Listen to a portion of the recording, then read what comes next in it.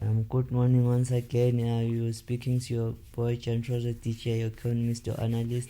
I'll be touching on current affairs, what's happening, and the economic outlook at large, based on the IMF data and what the IMF has published online. And I'll just break it down, and then I'll just give you brief leadership styles based on high corporate leaders or builders of economies or startup businesses or huge businesses or directors.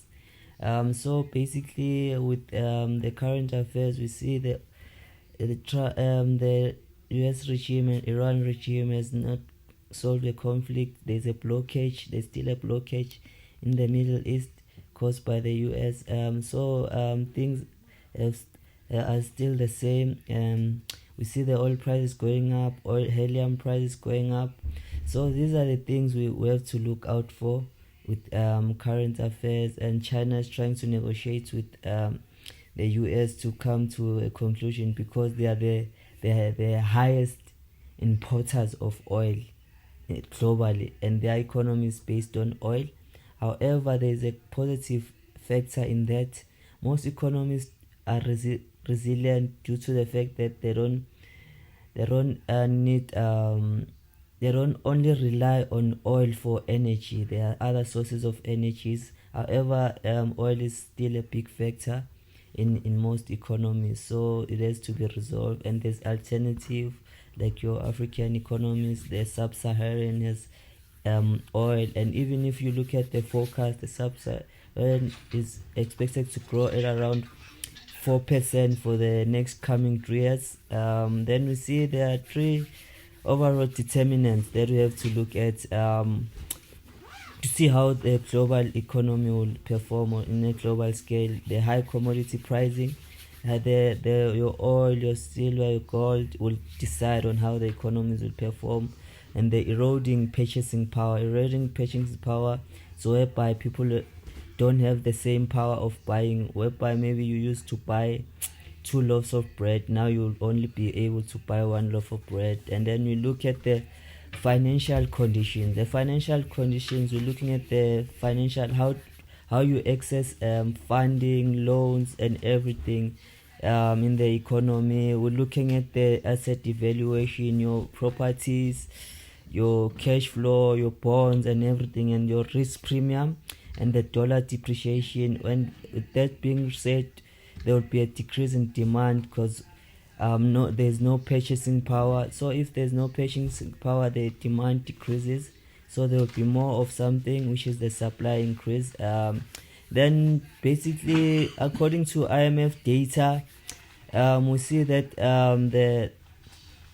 the energy is expected to grow around 19% during this year. We see the energy is expected to grow around 19%, the global. And then the forecast for January for the global growth, it was at 3.1% at the start of the year. However, now it's revised downwards. It's at 2.5% due to the conflict, Middle East conflicts. And then what we see, there's an average rise of inflation from 4%. There was a projection that it will be at 4% this year during the January forecast. However, because of the revision and the current economic uncertainty with the Middle East war, we see the inflation is at 5.8%. It's expected to grow at around 5.8%. So these are the things we have to look out for with regards to what's currently happening and with regards to the global economy. However, there's positive outlooks. With that being said, the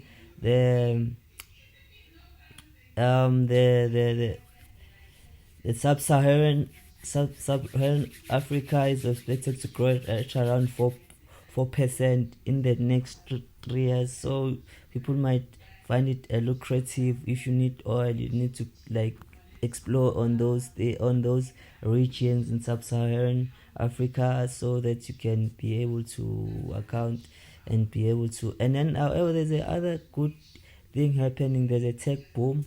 Tech boom is whereby you see we need see new startups coming up from technology. AI is bringing in new businesses. So there's, however, with that being said, a boom always have and there's a counter argument that there's a bubble. A bubble is whereby when it crashes, we see even in 2008 the property crash. There was a bubble in property crash, so that this a bubble allows it creates Great Depression or recession. So that's how the bubble actually works. It's basically an economic phenomenon stating that there's too much of activities happening and people are doing a lot. They're manipulating the market. That will create a bubble. When the bubble bursts, it affects everyone else in the economy in a global scale. However, these are the positives that the tech boom is still going on.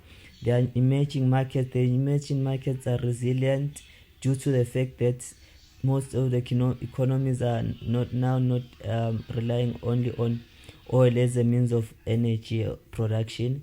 And then we will just quickly cover a few leadership styles, 9 leadership styles from different CEOs, builders.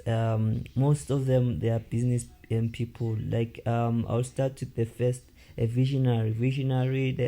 The typical example is your Elon Musk. Your Elon Musk is he points of a big picture, inspires the team to pursue what they want, and then he sees the long-term vision. That's a visionary.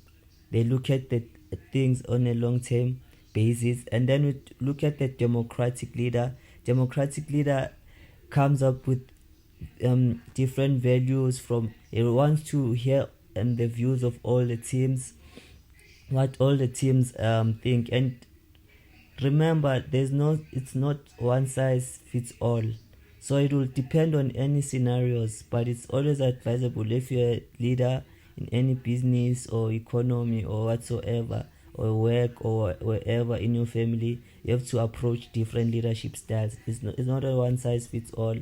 Then the seventh is leadership. It's putting people first before yourself, making sure everyone, you build loyalty, and then you build culture through loyalty through people. Then autocratic, you have the authority of everything. We see that when Apple was first created, it was created by Steve Jobs. Steve Jobs is the only CEO that got fired 5 times and went back again to the same company. Is the only CEO that was fired 5 times in the same company. And an autocratic makes decision based on what they think in the intuition, and they take responsibility. And autocratic leadership happens when there's crisis. You have to have a clear view, clear what's need to be done in these damning times where there's tensions and there's autocratic leadership has to make decision, and that decision must be right for the then there's coaching leadership, where you coach people around, where you inspire them. Then there's transformational leadership. These are bold change leads team to new heights. You lead change and inspire people. This is your likes of Oprah Winfrey. They use transformational leadership, where you transform people's life. And then there's transitional leadership. Those are your guys, your tech guys, your stock guys. And the typical example is your Warren Buffett. Your Warren Buffett rewards hard work. It rewards by monetary in most cases, and it drives results by structure, growth, and rewards system. And then there's less and fair leadership style, the way you look at freedom to lead others. You look at the freedom to lead others. We see it's Sir Richard Branson is a typical example of fair leadership style. So you see these are typically your big leaders. And these are the leadership styles we need in this day and age, where there's war, there's Middle East, there's tension, to maneuver around. So when you're a leader, you need to be able to wear different hats in different situations, and there's no one size fits all leadership style. And then there's situational leadership style. That's the one important one. It depends on what's happening. You adapt to the situation, you come up with solutions, you find solutions, whether it's in economics or in business, whether you want to scale up or you want to open and you expand your business. So you have to have those leadership styles in place, and depending on how you think and how you maneuver things. And as said, that's my overall analysis and what I wanted to share with you today. Thank you for listening to me. Thank you for your time. Thank you. This is your economist, your analyst, Gentroos, the DJ, and I'm out.